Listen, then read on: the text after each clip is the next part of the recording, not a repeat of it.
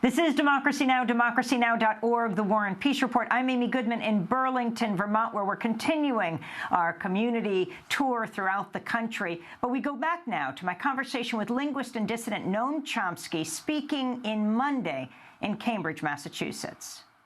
I last interviewed you on April 4th, just a few weeks ago on Democracy Now! It was the 50th anniversary of Dr. King giving his Beyond Vietnam speech, why he opposed the war in Vietnam, where he called the U.S.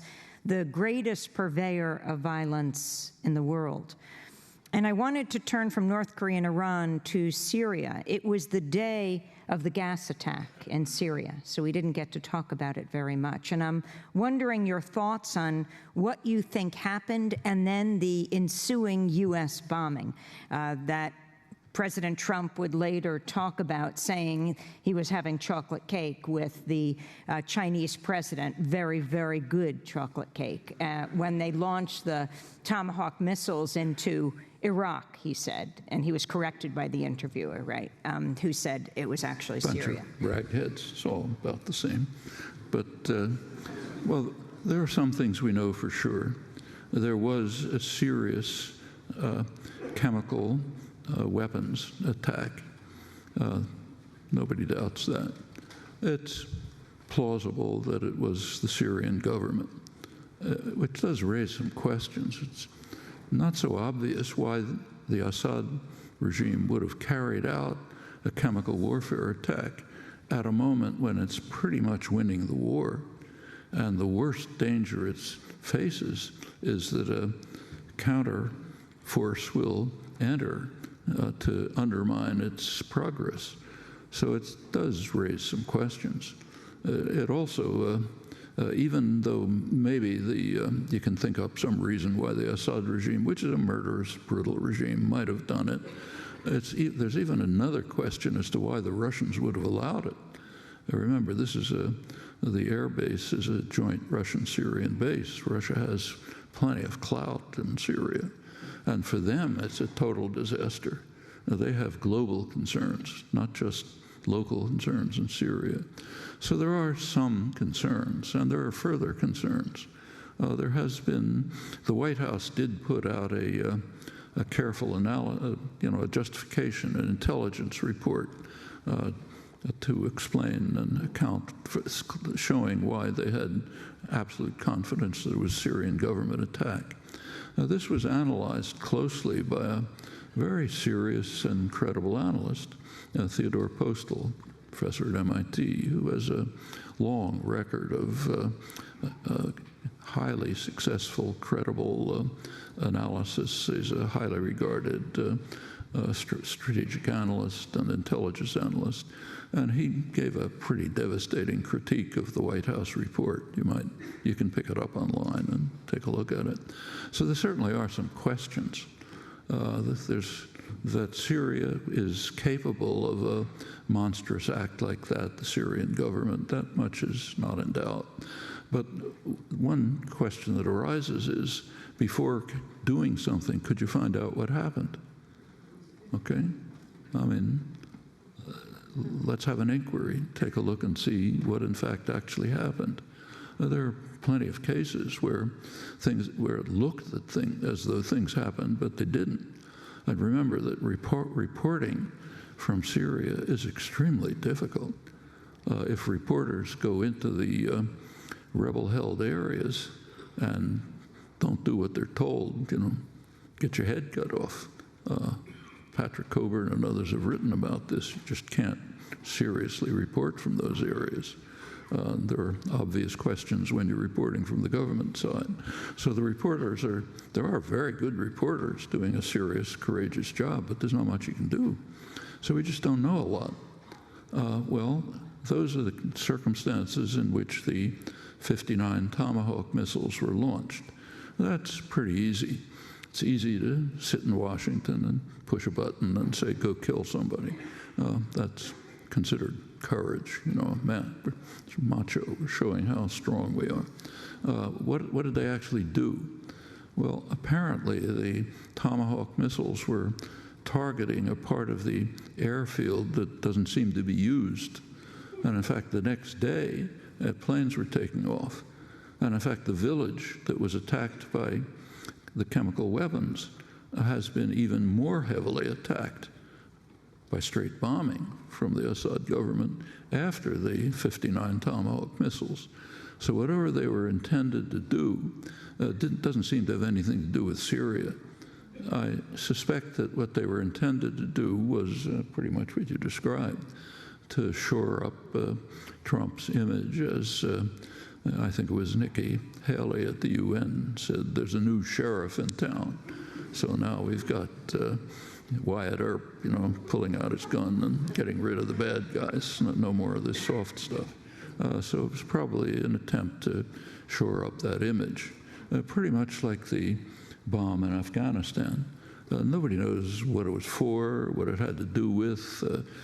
Probably destroyed a large part of Afghanistan. Shortly after that, there was an incredibly brutal and successful Taliban attack, which killed a couple hundred recruits, most of them unarmed. The young draftees didn't know what they were doing. It was so bad that the defense minister resigned. Doesn't seem to have any effect on. It was supposedly aimed at ISIS. Maybe it was, maybe it wasn't. They don't seem to be affected by it. So these look like there doesn't seem to be any strategic analysis behind any of these actions as far as anyone can tell. They seem like kind of about at the level of the Twitters that keep coming out. Something that kind of occurs to me, so why not do it? It's cheap, may kill a lot of people, makes me look good, and, makes it seem as if I'm defending the country, and so on. It's hard to see it as anything but that. That these things help the people of Syria and Iraq is very hard to imagine. What do you think has to be done to solve the crisis, the humanitarian catastrophe in Syria? It's a terrible catastrophe. And, unfortunately, there isn't a lot that can be done about it. There are some things that can be done. I mean, the idea that you can send in the Marines and bomb and so on, that has a small problem. If you do, you probably set off a nuclear war. And not only is Syria destroyed, the rest of Syria, but the rest of the world too. So there's a little difficulty in that scenario, whatever one thinks about the justification for it. So what can be done? Well, one thing that can be done, which is really easy, very easy, is to take care of the people fleeing from this disaster. I mean, there are huge numbers of people fleeing from the disaster. What do we do about them? Make sure they don't come here, kind of like people fleeing from, my relatives, in fact, trying to flee from Eastern Europe and under the Nazis, when the Nazis were coming along. We don't want them, not here, So the Syrians don't come, maybe a tiny trickle, but very few come here. Europe's not that much better, in fact, pretty horrible too. So one thing you could do is just take care of the people who are fleeing the disaster. Another thing you can do is provide humanitarian aid for those in the region. Now, there are countries who are absorbing refugees, remember. Like take Lebanon. It's not a rich country like us, poor country. About 40% of the population are refugees. Many of them fleeing from the Israeli wars as far back as '48. A huge number of Syrians. Jordan, another poor country, has absorbed a huge number of refugees. Turkey has a couple of million. Iran has accepted refugees. So there are poor countries that are accommodating refugees, but not the rich countries. The rich countries, it's not our business, certainly not us. It's even a more serious problem for us, moral problem with regard to Central America, but let's keep to Syria. So another thing you do is provide badly needed aid and assistance for those who have succeeded in fleeing the disaster or who remain in parts of Syria where survival is possible, but are living under horrible conditions. Now, that's all cheap and easy. tiny fraction of increasing the military budget to cause more destruction. The other thing that can be done, and is being done, is to try to support local efforts throughout Syria at local ceasefires, just to lower the level of violence. That's happening in different places.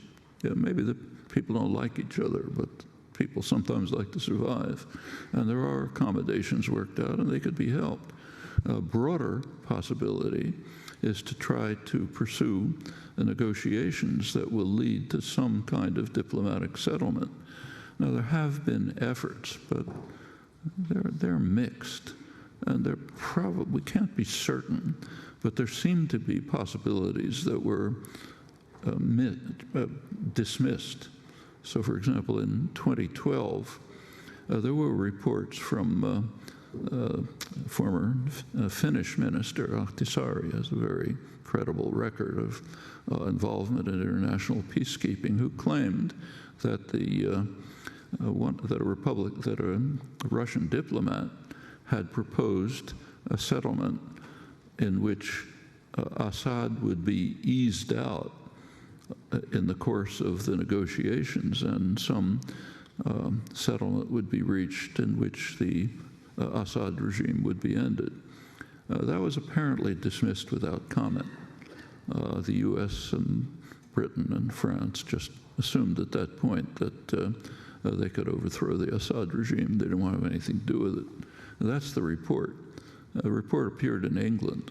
As far as I know, it was never even reported here by good reporters. Is it true? Who knows? Got to look into it to find out whether it's true. You have to inquire. You have to pursue the options if they exist. And they weren't. But there are things that could be done, not what we would like to see. You know, it'd be nice to see, here's a solution that'll make everybody happy and end the destruction. But those just don't seem on the possible agenda because for all kind of reasons, including the threat of very serious war if Russia and the United States don't act in a high level of concert in pursuing whatever they may be doing.